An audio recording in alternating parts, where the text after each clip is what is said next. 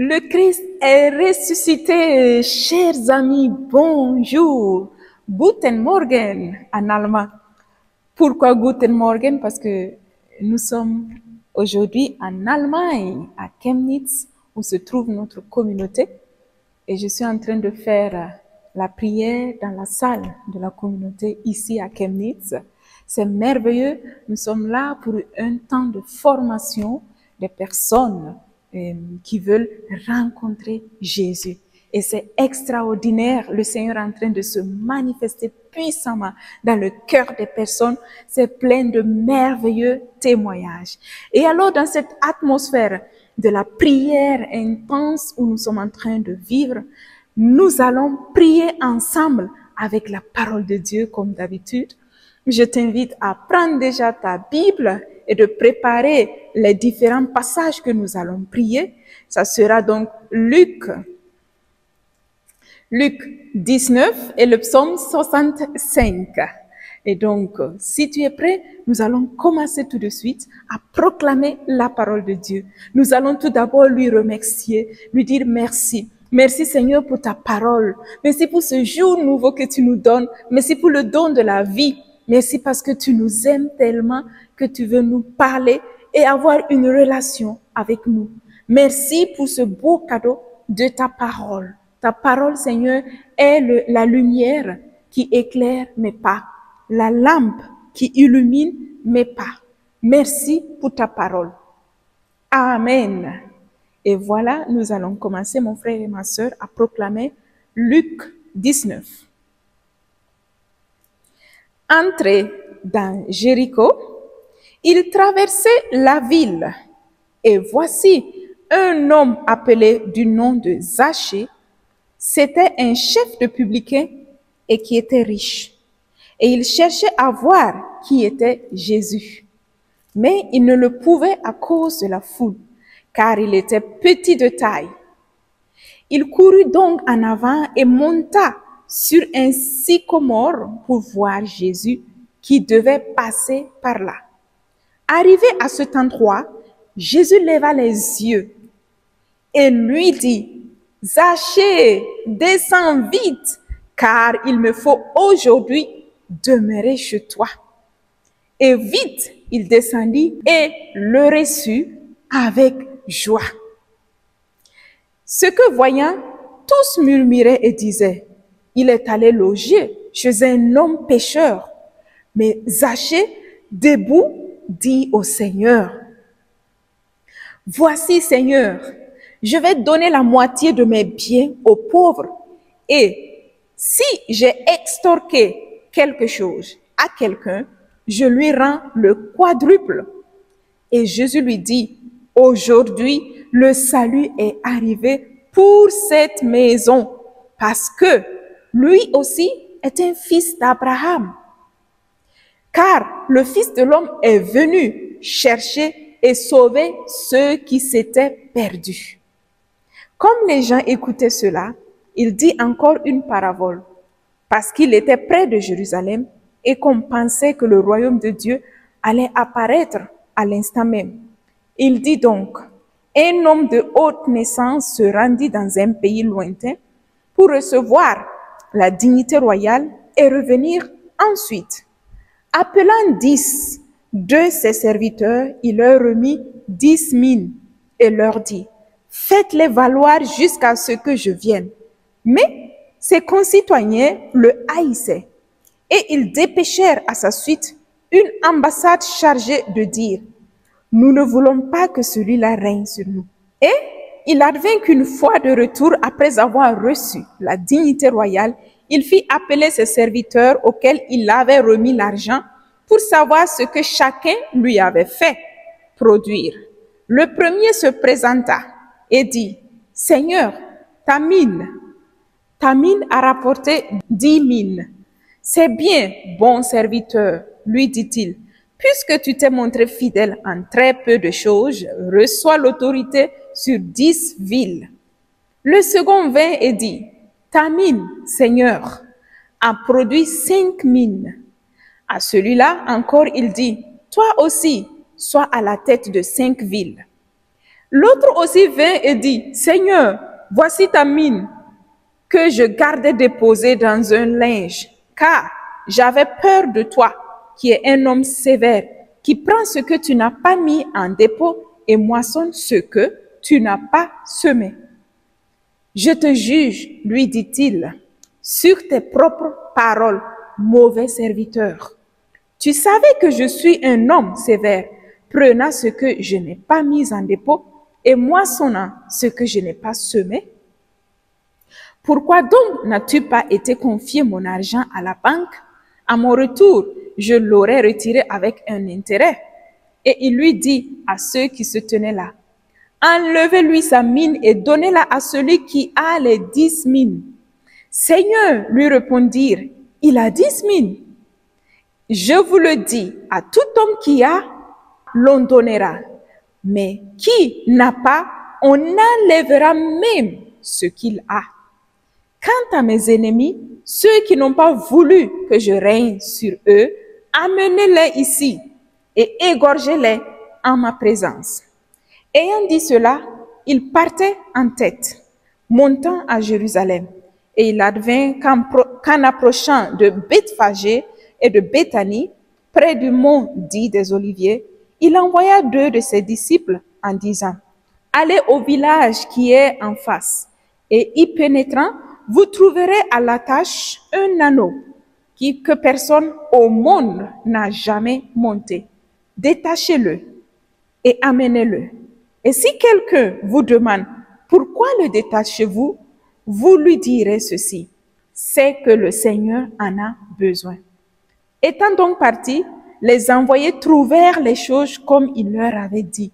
Et tandis qu'ils détachaient l'anneau, ses maîtres leur dirent, pourquoi détachez-vous cet anneau? Ils dirent, c'est que le Seigneur en a besoin.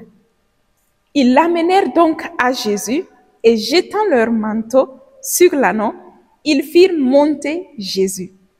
Et tandis qu'ils avançaient, les gens étendaient leurs manteaux sur le chemin.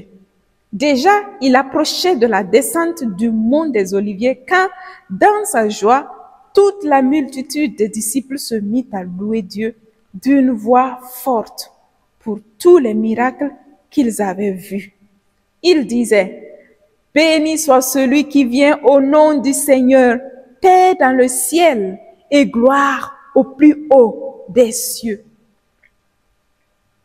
Quelques pharisiens de la foule lui dirent, « Maître, réprimande tes disciples. » Mais il répondit, « Je vous le dis, si eux se taisent, les pierres crieront. » Quand il fut proche à la vue de la ville, il pleura sur elle en disant, « Ah, si en ces jours tu avais compris, toi aussi, le message de paix. Mais non, il est demeuré caché à tes yeux. Oui, des jours viendront sur toi où tes ennemis t'environneront de retranchements, t'investiront, te presseront de toutes parts. Ils t'écraseront sur le sol, toi et tes enfants au milieu de toi, et ils ne laisseront pas en toi pierre sur pierre, parce que tu n'as pas reconnu le temps où tu fus visité. » Puis, entré dans le temple, il se mit à chasser les vendeurs en leur disant, « Il est écrit, ma maison sera une maison de prière, mais vous en avez fait un repère de brigands. » Il était journellement à enseigner dans le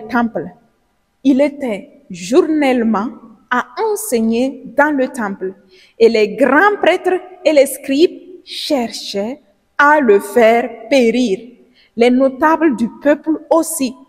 Mais ils ne trouvaient pas ce qu'ils pourraient faire, car tout le peuple l'écoutait suspendu à ses lèvres.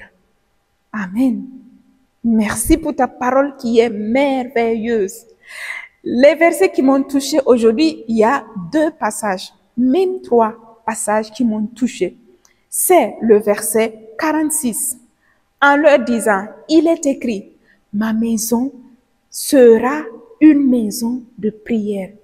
Mais vous vous en avez fait un repère de brigands. Et l'autre passage, c'est le verset 40. Je vous le dis, si eux se taisent, les pierres crieront. Et l'autre passage qui m'a touché, c'est la partie de Zachée, où le Seigneur dit, à partir du verset 5 au verset 10, arrivé à cet endroit, Jésus leva les yeux et lui dit, Zachée, descends vite, car il me faut aujourd'hui demeurer chez toi. Et vite il descendit et le reçut avec joie. Ce que voyant tous murmuraient et disaient, il est allé loger chez un homme pécheur. Mais Zachée debout dit au Seigneur, voici Seigneur, je vais donner la moitié de mes biens aux pauvres. Et si j'ai extorqué quelque chose à quelqu'un, je lui rendrai le quadruple. Et Jésus lui dit, aujourd'hui, le salut est entré dans cette maison, car lui aussi, il est un fils d'Abraham. Et Jésus dit, le Fils de l'homme est venu chercher et sauver ceux qui étaient perdus. Waouh! Merci Seigneur pour cette merveilleuse parole, pour toutes ces paroles qui veulent dire à la fin la même chose. Que tu viennes Seigneur demeurer en moi, que tu viennes prendre le contrôle de ma vie. Seigneur, cette maison de prière, c'est quoi? Moi, je la vois en deux dimensions. Cette maison de prière, la première, c'est moi-même. Car, comme dit ta parole, nos cœurs sont un temple pour toi. Seigneur, je veux que la maison, mon être, moi, mon cœur, que tu sois l'habitant, le premier de mon cœur et l'unique de ma vie. Je veux que tu demeures dans mon cœur. Je veux être ton temple, là où tu viens régner, œuvrer avec liberté et me guider dans toutes mes actions, dans tous mes pas, dans toutes mes manières de faire. Je veux que mon cœur, que mon être soit ta demeure, une maison de prière, une maison dans laquelle règne seulement ta volonté. Tu es le premier propriétaire de mon cœur, de mon être. Et je désire de tout mon cœur, Seigneur, que tu gouvernes à chaque minute, à chaque seconde, à tout temps, chaque jour, tous les jours dans ma vie. Et en deuxième position, ma maison sur le plan géographique sur cette terre. Je désire que tu sois le Seigneur de ma maison. Que ma maison soit une maison de prière. Que chaque personne qui viendra me visiter, qui mettra le pas dans cette maison puisse expérimenter que c'est à toi qu'appartienne pour premier ma maison. Et que cette personne ressorte sans avoir senti ta présence, sans que je lui donne mon témoignage, que je sois un instrument pour que cette personne te rencontre. Merci Seigneur de m'avoir choisi. Merci de désirer venir habiter dans mon pauvre cœur. Tu es le bienvenu dans ma vie. Tu es le bienvenu dans ma maison sur le plan géographique. Tu es celui que mon cœur aime et je désire que tu règnes dans ma vie, que tu prennes le contrôle de ma vie, Seigneur. Pas d'autre chose. Oui, Seigneur, je ne veux pas que mon cœur soit régné par des brigands. Moi, je vois les brigands, les séductions du monde, les plaisirs de ce monde, les envies de ce monde, le pouvoir, l'argent, la gloire, les sexualités. Seigneur, je ne veux pas que mon cœur soit habité par d'autres esprits, par d'autres choses que toi. Toi, tu es le Seigneur et le roi de ma vie. Seigneur, je te donne ma vie, Seigneur. Je te donne mon être, Seigneur. Je te donne ma disponibilité. Je te confie le contrôle de ma maison, de la famille, mes frères et ceux qui sont en train de me suivre, que tu prennes le contrôle de leur maison, de leur famille. Je te confie ma communauté, que tu prennes sous contrôle la vie de chacun de mes frères et sœurs. Que notre communauté soit un lieu où les personnes viennent te rencontrer de cœur sincère et que leur vie change, celle de t'accueillir pleinement et de te suivre, Seigneur. Parce que toi, tu as dit, si nous ne te louons pas, les pierres crieront. Voilà pourquoi je veux, Seigneur, que ce soit toi qui règnes dans ma manière de parler, d'agir. Viens prendre le contrôle de ma vie. Comme toi, tu es entré dans la maison de Jacé, qu'aujourd'hui, Seigneur, tu entres et tu y restes. Parce que lorsque tu prends le contrôle de ma vie change, comme celle de Jassé qui a dit, à partir d'aujourd'hui, je vais donner la moitié de mes biens aux pauvres. Je vais redonner si j'avais agi mal, si j'avais des dettes, si j'avais forcé quelqu'un, je veux le redonner 4 fois plus ce que je lui avais volé. Merci Seigneur de rentrer dans nos vies. Parce que ta venue change nos cœurs, ta venue change nos vies, transforme notre manière de voir les choses et de vivre et de suivre la voie de sainteté. Merci pour ce merveilleux cadeau. Merci de t'avoir fait présent dans ma vie. C'est le plus grand cadeau que j'ai, Seigneur, celle de te connaître, celle de t'avoir et marcher avec toi tous les jours. Merci pour ta parole qui me parle fortement et que à travers cela, je puisse avoir une lumière où mettre mes pas, une lumière qui éclaire mon chemin afin que je mette mes pas sur les bonnes voies, Seigneur. Merci. Et maintenant, toi, mon frère et ma soeur, tu peux faire aussi ta prière et nous allons passer tout de suite au psaume 65. Le psaume 65. À toi la louange est due, ô Dieu d'un Sion, que pour toi le vœu soit acquitté. Tu écoutes la prière, jusqu'à toi vient toute chair, avec ses œuvres de péché. Nos fautes sont plus fortes que nous, mais toi, tu les effaces. Heureux ton élu, ton familier, il demeure en tes parvis. Rassasions-nous des biens de ta maison, des choses saintes de ton temple. Tu nous réponds en prodige de justice, Dieu de notre salut, espoir des extrémités de la terre et des îles lointaines. Toi qui maintiens les montagnes par ta force, qui te ceint de puissance, qui apaise le fracas des mers, le fracas de leurs flots. Les peuples sont en rumeur, pris d'effroi, les habitants des bouts du monde, tes signes font jubiler les portes du matin et du soir. Tu visites la terre et la fais regorger. Tu la combles de richesses. Le ruisseau de Dieu est rempli d'eau. Tu prépares les épis. Ainsi, tu la prépares, arrosant ses signaux, aplanissant ses mottes, tu les détrempes d'averses. Tu bénis son germe. Tu couronnes l'année de tes bontés. Sur tes ornières, la graisse ruisselle. Il ruisselle les paccages du désert. Les collines sont bordées d'allégresse. Les prairies se revêtent de troupeaux. Les vallées se drapent de froment. Les cris de joie, oh les chansons. Amen. Merci Seigneur pour cette parole merveilleuse que tu me donnes pour le psaume. Moi, ce qui m'a touchée, c'est le verset 5. Heureux ton élu, ton familier, il demeure en tes parvis. Rassasions-nous des biens de ta maison, des choses saintes de ton temple. Oh oui, Seigneur, je veux me rassasier tous les jours des biens de ta maison, Seigneur, tous les jours des biens de ta maison à travers ta parole. Seigneur, je veux me rassasier de la bonne nourriture qu'est ta parole. Ainsi, je peux déjà vivre dans ta maison, déjà sur cette terre, en faisant ta volonté, en alignant ma vie selon ta parole. Parce que, comme dit cette parole, heureux ton élu et ton familier. Ton élu, ton familier, il demeure en tes parvis. Merci Seigneur, je me réjouis de t'avoir connu. En cela, je sais que j'ai été élu, Seigneur, que tu m'as choisi, que tu m'as donné l'opportunité de te connaître, comme mes frères et sœurs, que tu t'es manifesté dans leur vie.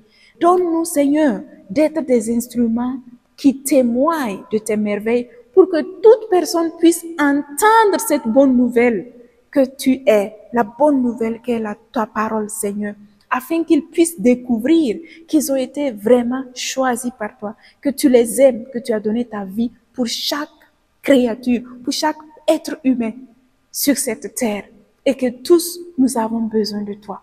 Merci Seigneur pour ta parole. Merci pour la joie que tu me donnes de vivre dans ta maison tous les jours. Je suis ta demeure. Viens et demeure dans moi. Seigneur, viens et demeure dans ma maison aussi, Seigneur. Viens, Seigneur, et donne-moi d'être un instrument pour que ton règne se répande toujours de plus sur cette terre. Amen. Merci bien, mon frère et ma sœur. C'était une joie de passer ce moment ensemble avec toi. Que la joie du Seigneur ne quitte jamais ton cœur. Ma joie est dans le Seigneur. C'est lui qui est ma force de tous les jours, qui me donne de me réjouir, de resplendir en son nom. Mon frère et ma sœur, le secret de la vie et de la joie, la voici. Rencontre le Seigneur à travers sa parole tous les jours. Qu'une journée ne passe sans que tu ne la prennes pour manger la nourriture. Car si je ne mange pas pendant une semaine, je serai faible. Physiquement, je dis. Mais imagine spirituellement. Si je nourris pas mon âme, mon être, mon esprit, je serai faible spirituellement. Voilà pourquoi j'ai besoin de nourrir mon âme, ma partie spirituelle, avec la parole de Dieu pour demeurer fort et grandir dans la foi. Et alors, mon frère et ma sœur, tu as cette nourriture gratuite constamment dans ta maison. Va, prends et nourris-toi pour pouvoir être une bénédiction ensuite pour les autres. Amen. Sois béni et auf Wiedersehen. Au revoir, à la prochaine et que la bénédiction du Seigneur soit sur toi en ce moment même. Amen. Au revoir, à la prochaine.